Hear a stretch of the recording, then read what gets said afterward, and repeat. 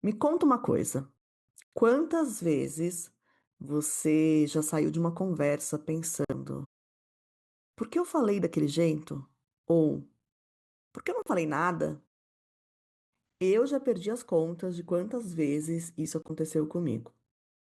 A verdade é que a gente acha que o problema está na conversa, que faltou preparo, que faltou argumento, que faltou coragem. Mas muitas vezes o que atrapalha, e o atrapalha aqui é bem entre aspas, tá? Não é o que a gente ia dizer, é o que a gente estava sentindo. Aquele frio na barriga antes de falar, aquele nó na garganta, aquela raiva que sobe do nada e faz a gente reagir no impulso. Sabe o que é curioso? A gente passa a vida inteira aprendendo a esconder o que a gente sente, a engolir, a disfarçar, a parecer que tá tudo bem. Mas ninguém ensina a gente a sentir de verdade, a reconhecer o que está acontecendo ali dentro, a dar nome para aquilo, a entender de onde vem. E aí, quando chega a hora de uma conversa difícil, a emoção chega primeiro. E a gente fica sem saber o que fazer com ela.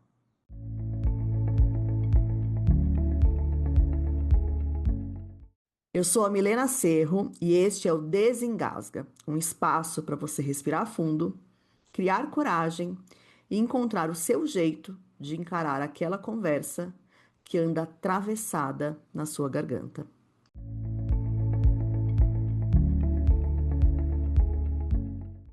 Olha só essas duas situações e vê se você não se enxerga em pelo menos uma delas. Na primeira, você precisa conversar com alguém, pode ser um colega, um chefe, um familiar, sobre algo que está te incomodando. Nada absurdo, só uma coisa que precisa ser dita. Mas aí você começa a pensar naquela conversa. E junto com o pensamento vem tudo: ansiedade, medo de magoar, receio de parecer chato, preocupação com a reação do outro. E o que você faz? Adia, empurra com a barriga, espera o momento certo. Às vezes diz para si: "Ah, nem é tão importante assim". E a conversa nunca acontece. Na segunda situação, você está numa reunião, num almoço de família, numa conversa qualquer. E aí alguém solta uma frase que te pega de jeito. Uma crítica, uma acusação, um comentário que te afeta. E antes de você respirar, você já reagiu. Respondeu atravessado, se defendeu, atacou de volta. E depois, sozinha, você pensa: por que que eu fiz isso? Duas cenas diferentes, duas situações diferentes, mas a mesma armadilha. A emoção chegou e você não soube o que fazer com ela. Na primeira, o medo te paralisou. Na segunda, a raiva te sequestrou. E nos dois casos, a conversa escapou.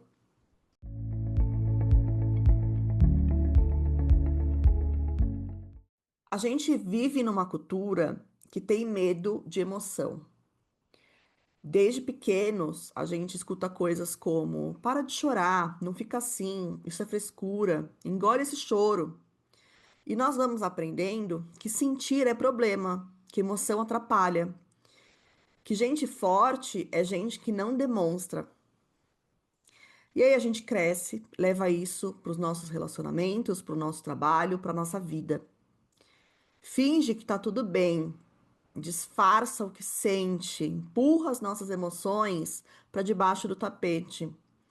Coloca a máscara de tá tudo bem, tô de boa, mas por dentro tá tudo lá, acumulando, pressionando, esperando o momento de transbordar. E sabe o que é pior? A gente nem sabe direito o que a gente está sentindo. O pesquisador Mark Brackett, que é o autor do livro Permissão para Sentir, descobriu que 3 em cada 4 pessoas têm dificuldade de encontrar uma palavra que descreva o que estão sentindo. 3 em cada 4. A gente sente um turbilhão, mas não consegue nomear. E o que não tem nome, a gente não entende. O que a gente não entende acaba controlando a gente.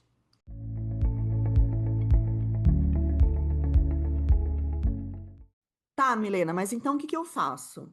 Olha, eu não vou te dar uma fórmula mágica. Se você já tem contato com o meu trabalho, se já escutou os meus podcasts anteriores, você já sabe. Se você está chegando agora, eu quero deixar algo bem claro para você.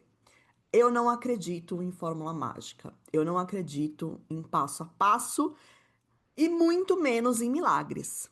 Lidar com emoção não é algo que se aprende de uma hora para outra. É treino, prática diária e é um caminho que precisa ser caminhado. E nesse caminho a gente vai tropeçar e a gente vai cair muitas vezes. Eu comecei a aprender sobre emoções, eu digo que eu comecei a aprender a sentir quando eu tomei contato com a comunicação não violenta, ali pelos meus 35, 36 anos, mais de 6 anos atrás. E até hoje eu sigo aprendendo. Cada vez que eu releio o livro de comunicação não violenta, que eu releio os livros da Brené Brown, que para mim é uma grande inspiração nessa caminhada, eu aprendo mais. Quando eu tô enfrentando situações desafiadoras, quando às vezes eu tô sentindo, mas eu não sei muito bem o que eu tô sentindo, eu pego lá o meu livro de comunicação não violenta, no final dele tem uma lista de sentimentos e eu vou consultar aquela lista. Então é um aprendizado, creio eu, pro resto da vida. Isso é muito importante você saber. É preciso a gente ter disciplina, é preciso a gente ter comprometimento com esse aprendizado. Porque quando a gente se permite sentir, quando a gente aprende sobre as nossas emoções, aprende a receber a mensagem das nossas emoções, nossa, a nossa vida é outra, completamente diferente. Eu comentei há pouco sobre o livro Permissão para Sentir. E nesse livro, o autor ele traz 5 chaves aí que a gente precisa nesse caminho de aprender a lidar com as nossas emoções. E eu quero compartilhar aqui com você essas 5 chaves. A primeira delas é reconhecer. É algo que pode parecer óbvio, mas na prática não é. A gente passa o dia no automático, correndo de uma coisa para outra e nem percebe o que a gente está sentindo. Então, o grande convite aqui, e eu sei que isso é muito desafiador, porque a gente vive numa sociedade acelerada, é a gente desacelerar. Desacelerar para prestar atenção no nosso corpo, porque o sentimento está no nosso corpo. Onde é que está a atenção? O que está apertado? Seu coração está acelerado? A respiração está curta? O sentimento está no corpo. Então a gente precisa criar essa consciência corporal para ter contato com as nossas emoções, com os nossos sentimentos. A segunda chave é nomear. Depois que a gente reconhece então no nosso corpo esse sinal, esse recado que a nossa emoção está trazendo para a gente precisa dar um nome para aquilo que a gente está sentindo, porque dando um nome, a gente consegue então receber a informação, a gente consegue então ter mais clareza de como lidar com aquilo. Não é sobre acertar, não precisa ser perfeito. Esse processo no começo, ele pode ser mais simples. Pode ser como isso aqui que eu tô sentindo é pesado, é desconfortável, parece medo, parece frustração. Quanto mais você praticar, nomear, mais clareza você ganha. E aí tem uma questão aqui que é bem importante. A gente precisa ampliar o nosso repertório emocional. Como muitas vezes a gente não teve ali um aprendizado sobre as nossas emoções desde criança, a gente foi se desenvolvendo sem saber, sem ser estimulado a lidar com as nossas emoções, a gente não desenvolveu esse vocabulário. Então, o que acontece é que a gente sabe umas emoções ali mais básicas: alegria, tristeza, felicidade, raiva, nervoso, ansiedade. Então, a gente precisa ampliar esse vocabulário, porque tem muito mais sentimentos para a gente explorar.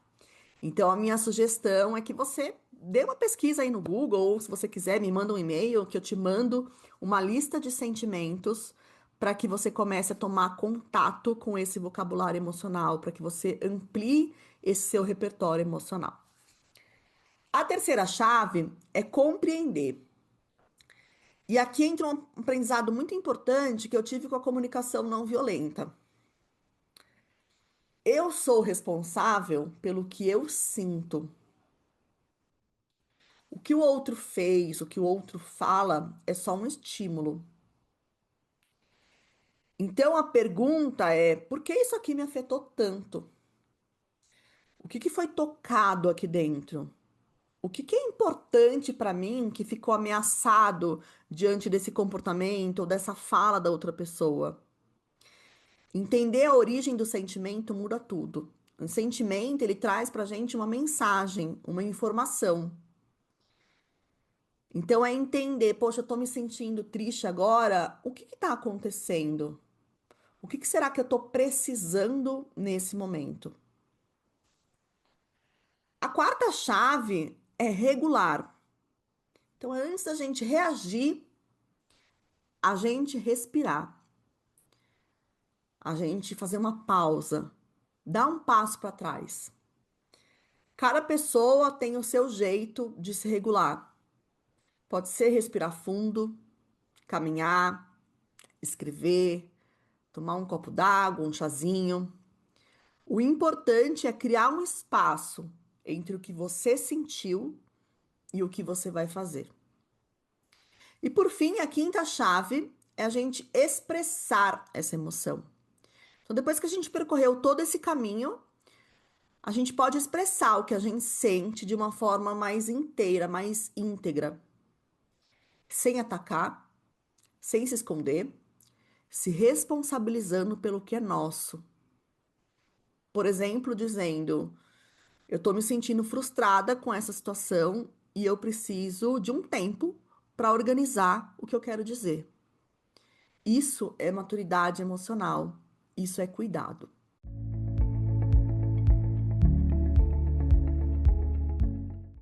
Nessa minha caminhada com a comunicação não violenta, vivendo a comunicação não violenta, sentindo o que eu preciso sentir, eu aprendi que uma conversa difícil, ela não começa quando a gente abre a boca. Ela começa muito antes. Ela começa dentro da gente.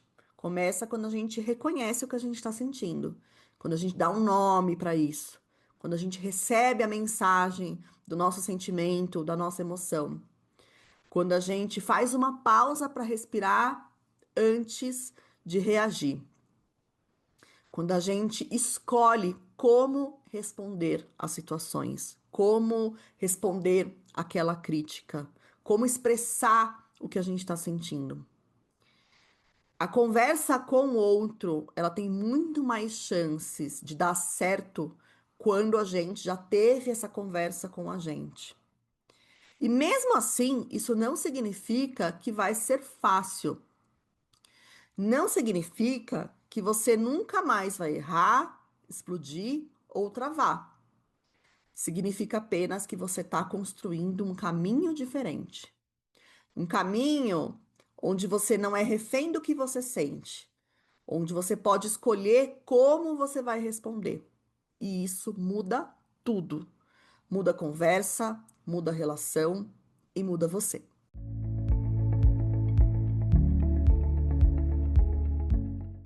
Antes da gente se despedir, eu quero te deixar com algumas perguntas que podem abrir um caminho novo por aí. Qual é a emoção que você costuma empurrar para debaixo do tapete? Qual é a emoção que costuma te sequestrar, te fazer reagir num impulso?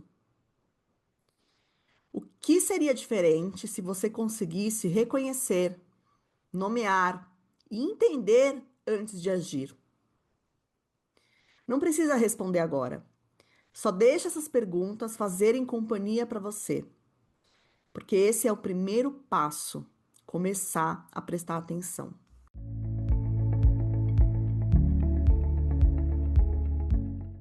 Esse foi mais um episódio do Desengasga. Um espaço para você respirar fundo, criar coragem e encontrar o seu jeito de encarar aquela conversa que anda atravessada na sua garganta.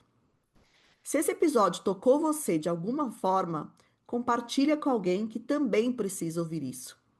E se quiser continuar essa conversa comigo, me manda um e-mail no desengasgapodcast@gmail.com ou me encontra nas redes sociais. Os links estão aqui na descrição do podcast.